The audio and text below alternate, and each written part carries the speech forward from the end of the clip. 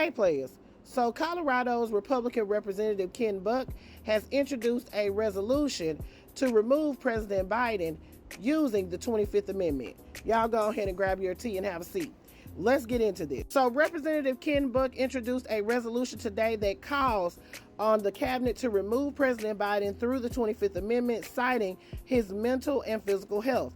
Ken Buck's resolution relies solely on a report released this month by special counsel Robert which cleared President Biden of criminal wrongdoing for his handling of classified information after he left the White House in 2017. Now, like I said, the report did clear President Biden, but you do remember that in that report, the special counsel stated that President Biden was an elderly man with a very poor memory. He decreed and declared that President Biden could not remember anything about Afghanistan, and he also couldn't remember when his own son, Bo, passed away. Child, I declare. So in this resolution, Ken Buck says that the report officially addressed what many Americans have long witnessed with their own eyes, that President Biden is no longer fit to successfully discharge the critical duties of his office. Numerous instances were articulated in the report and have played out in full public view, showing President Biden's apparent cognitive decline and lack of mental stamina. The time has come for the Vice President and the Cabinet to put our country first and move forward on invoking the 25th Amendment.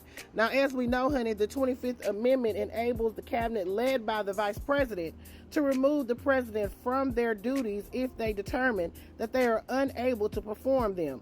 The power has never been used, but it was floated by frump and dump critics during the January 6th insurrection and by Republicans in recent months regarding President Biden. Now, multiple Republicans have floated the use of the 25th Amendment to remove President Biden following the report, but Ken Buck's resolution is the first official effort in Congress to encourage action from the cabinet. All right, players, so Ken Buck said he's going to go ahead and shoot his shot. Now, it's important to note that Ken Buck is up for re-election this year, and he is not in the good graces of the Magamites and the frumpy dumb tank sniffers. Just last week, he scurried his ass on over to CNN after that FBI informant was arrested for misinformation.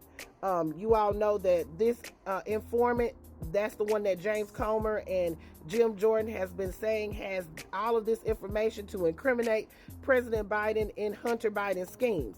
Well, baby, come to find out, I'm sure y'all heard this man was allegedly receiving or interfering using Russian information. So Ken Buck went on to CNN and said this, and the frumpy dumb tank sniffers have been pissed to the highest level of pissivity with him ever since. Obviously, this witness, and we were warned at the time that we received the document outlining this witness's testimony. We were warned that the credibility of this statement was not known, and yet people, my colleagues, went out and talked to the public about how this was credible and how it was damning and how it proved President Biden's, at the time Vice President Biden's, complicity in receiving bribes.